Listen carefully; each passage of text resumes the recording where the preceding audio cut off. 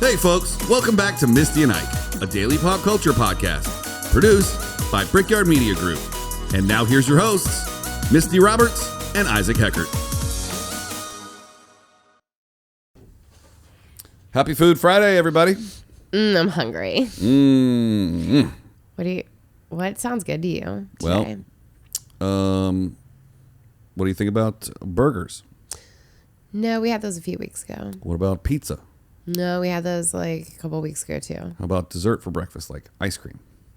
Didn't we do that on last Friday? We could have a martini. I think we did that already too. Wait, could we maybe have a martini, a cold, delicious martini with some fresh fish of some sort? Sushi. Let's do sushi. We always act surprised like we don't know what we're about to talk about. Leave us a comment and tell us what you want for the next Food Fridays. Oh, yeah. And we'll talk about your favorite food. Yeah, we'll talk about the history and all the fun stuff that you don't know about what you're eating. Yeah, so here's some crap you don't know about sushi facts. Well, do you know how sushi came to be? I don't know the history of sushi. So sushi was a street food in Japan. Initially, it was sold as something that it was quick, that you could eat with your hands. You know, all of our street foods are very much hand foods, tacos, things like that. Yeah. And then there was a huge earthquake in 1923, and it destroyed so much of Tokyo. All the real estate prices dropped, and so people could open up brick and mortar restaurants, like actual restaurants. Wow, the one right after that looks fascinating as well. The oldest type of sushi in Japan tastes like cheese. Old sushi tastes like cheese. Ew. Wow. Oh, so carp. Yeah. Packed in rice vinegar. And then left it to age for 3 years. Wow. Yep. So a fermented local delicacy called funazushi. Do you want me to blow your mind right now? Kind of. Do you know what sushi actually means? Yeah, I don't know. What does it mean? Sushi does not mean raw fish. It's a conflict to widespread faith. Sushi actually refers to rice that has been seasoned with vinegar, sugar, and salt. Oh, okay. That's why when you have just a piece of fish, it's called sashimi. That makes sense. Yep. This is something that I thought was really weird. Did you know that salmon's actually white? I did. That the reason it turns orange is the diet of crustaceans that it eats, like shrimp. Oh. Salmon fish eat shrimp. Yeah. And they turn orange. The salmon that we buy in the supermarket is dyed. It's dyed, and it's also usually farmed, which is really not great. Did you know that 80% of the world's bluefin tuna is used for sushi? I did not know that at all. Yep. Did you know that before cooking, the sushi rice should be at body temperature? I did know that, yeah. Which is higher than room temperature. Yeah, it is. I did not know that. Mm-hmm. I think that's what keeps it pliable, so that it rolls the way it needs to. Yeah, they don't just make it in a rice thingy. They have a special sushi rice. Thingy. Yeah, because sushi rice actually has like vinegar in it to keep it from being completely sticky. Yeah, dude, we barely missed this one, or we can save this episode. But International Sushi Day is celebrated on June 18th. Well, we're just a couple weeks late. Or early. No. Is it June? This episode will come out in July. I don't know what day it is. Oh my goodness. I don't like this. What? Number 11. Women are not permitted to be sushi chefs, as it was supposed that their warmer hands would taint the taste and quality of the fish. I don't think it's still the same. I think that rule has been done away with. Yeah. I mean, I'm not going to lie, I get their line of thinking, but I don't understand. I'd believe it if they were like, the fish could hurt like a pregnant woman or something, right, or whatever. Well, I mean, I get that they think that maybe a woman's body temperature runs higher than a man's and that their hands are warmer. But I've felt some pretty warm, gross, clammy man hands before. Yep. So, ew. Well, the typical sushi chef has to work in a restaurant for 10 years of training before they can work in a Japanese sushi restaurant. I have heard that before. It's a long time. Can you imagine being like, hey, dude, you want to intern for 10 years? I can't ever imagine that, but I think like when I think of a lot of, so this is going to sound really bad, but when I think to like things that are hyper specific skills like that, it doesn't really surprise me that you would need to apprentice for a really long time. Yeah. Like I think of apprenticing differently than interning. It's not like they're asking them to work for 10 years for free. Yeah. They're getting paid. It's just they can't become, they're the sous chef. Yeah. You know, the chef under the chef. 100%. Did you say something about the way that they sharpen the knives? They just sharpen them every day. They only sharpen one side of them. Did you know that? I did not know that. They only sharpen one side because that's the side that cuts in a certain direction. Both sides aren't. The other side's dull, huh? Yeah. This one is kind of confusing me.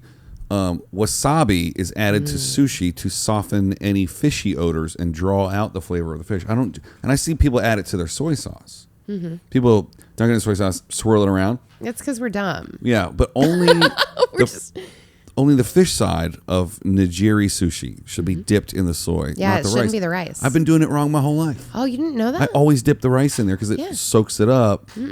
So you dip No, it. it's the fish. Interesting. Yeah. And you know what the ginger's for too, right? To cleanse your palate. For when you try the next piece of fish so that it's fresh. I heard at some point in my journey that you just put it in your mouth to cleanse your palate and then remove the ginger. Technically that, yes, but a lot of people swallow it. Yeah. And then it actually hits the back of your taste buds differently and kind of kills your taste buds for a minute.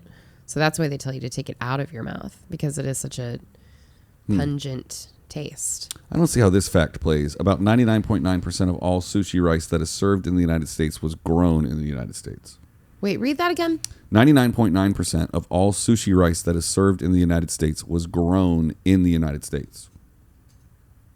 Well, I think they're just bringing up that, it's local farming and things like that. Like, that's good. I mean, I guess, but I'm going to look up where they grow rice in America.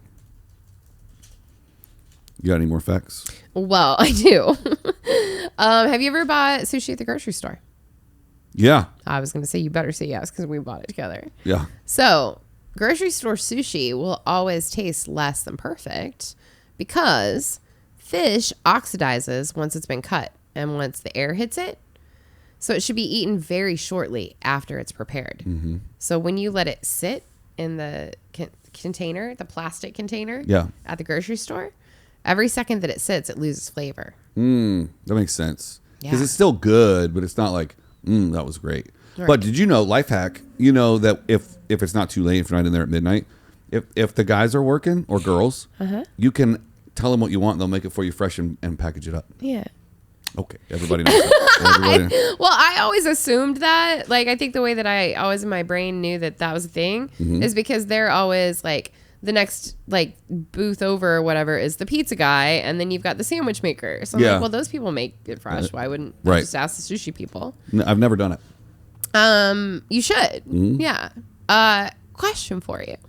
Okay. In the sushi they buy at the grocery store or even takeout, you know the little piece of plastic grass? There's like a green piece that looks like grass. Yeah. Do you know what that's for? No. So when they first started packaging sushi, it was actual leaves, but then it changed into plastic. They were used initially for decoration and to divide the food so the fishes didn't touch. Yeah. But now with the plastic, it actually offers antibacterial properties that help the fish stay fresher longer. That little piece of green grass. Weird. Plastic green grass. Huh. Didn't know that, did ya? I'm starting to change my mind about this article that I have because it says frozen fish is often fresher than the fresh fish in today's sushi. It's because the fresh fish sits out longer and frozen fish. So frozen fish is flash frozen, which is a different way of freezing it. So it actually retains its flavor better than fish that sits out. Do you know the name of those green strips you just talked about? I don't. What are they called? It's called baran or kiri zasa. What's that mean? I don't know. It just says when closely arranged on a tray, different pieces are often separated by green strips. Oh. Baran or kiri zasa.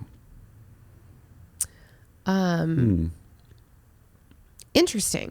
Now I want to know what that means. This says the mixing of wasabi and soy sauce, like we just talked about, is common in the West, but in Japan is rarely seen. It is completely. Oh, here's something that's not on my list, but I need everybody to know. Okay. When you get your chopsticks out, When you get all passionate. I think I've said this on the show before.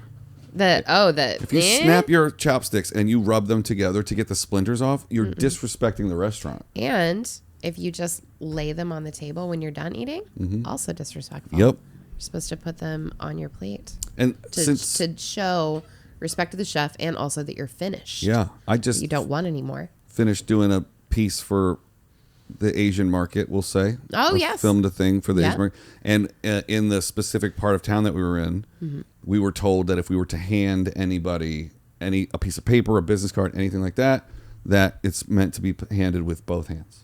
Interesting. I never knew that. Yeah, and then you receive things with both hands. Actually, I didn't. I kind of like Yeah. that, actually. Yeah, so we just anytime when someone was around, we would hand them and present. I like that. And if you give gonna someone start doing that. if you give someone your business card, you put it towards them so they can read it as you Right. present I it to did know them. that. Yeah. Interesting. Did you know that your wasabi that you're eating is probably not real wasabi?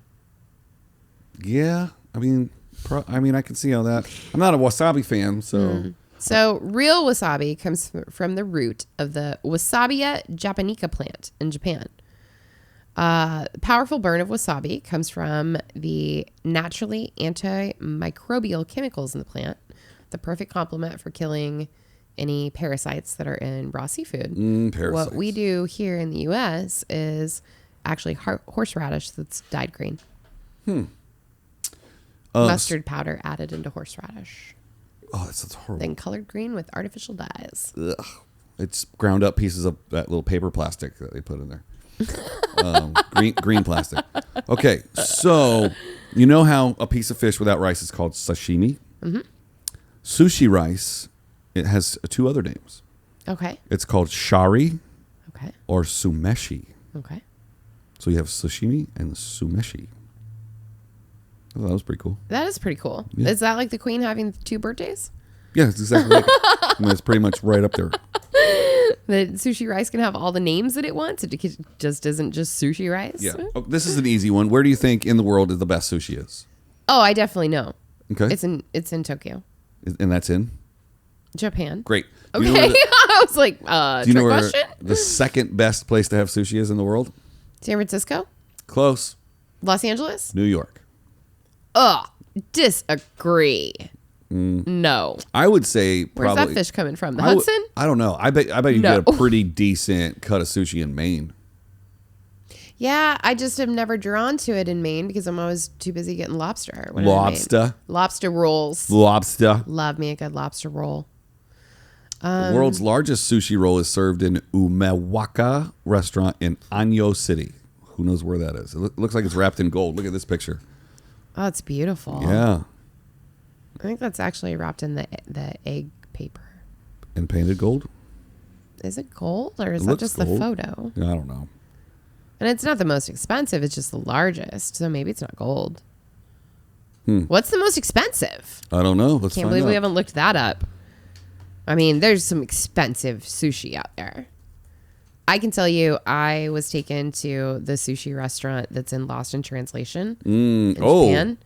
And I wish that I was on a trip where I wasn't quite as stressed out as what I was because I don't really have great memories of it. Yeah. But I do know how expensive it was. And it was ridiculous. Yeah. There's a documentary called Hero Dreams of Sushi. Yeah. I've watched it. And bunch. I've talked to some people on film crews that have eaten there. Yeah.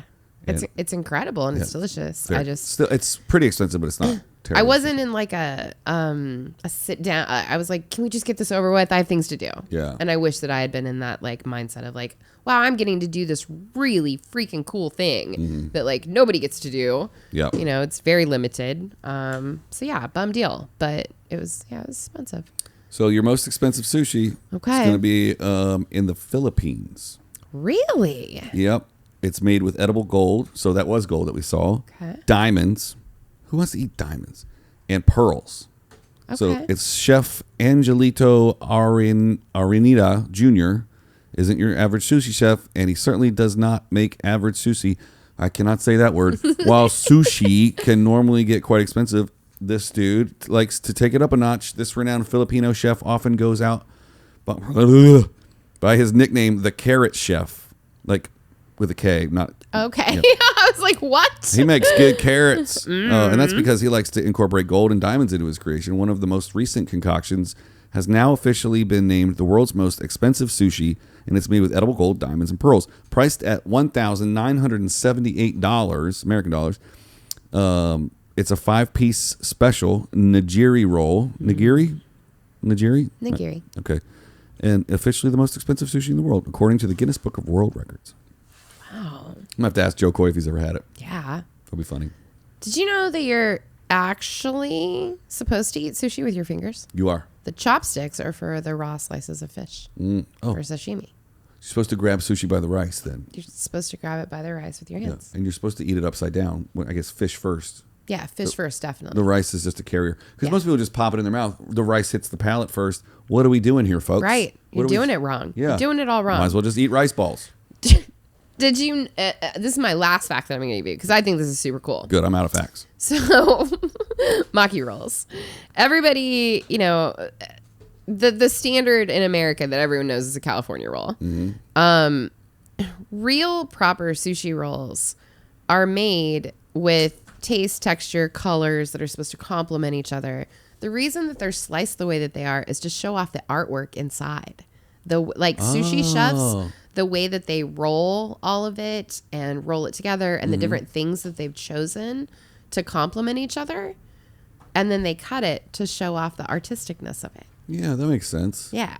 I think that's a really cool thing to Because you could just grab it Right. and noms it. The reason that it's plated the way that it is so that they can show off their work. Yeah. Because they take great pride in it. Because if you just wanted to gobble down something, you get a hand roll. Right. Which I've never had. I think I've had one hand roll. They're not very good. I don't like them. Yeah. No. It's just too much spicy tuna to be It's put in your mouth. just too much all at once. Yeah. I like the little bites. What's your favorite sushi? Sushi place or sushi? Just any sushi place that you go into, you have to order the blah, blah, blah.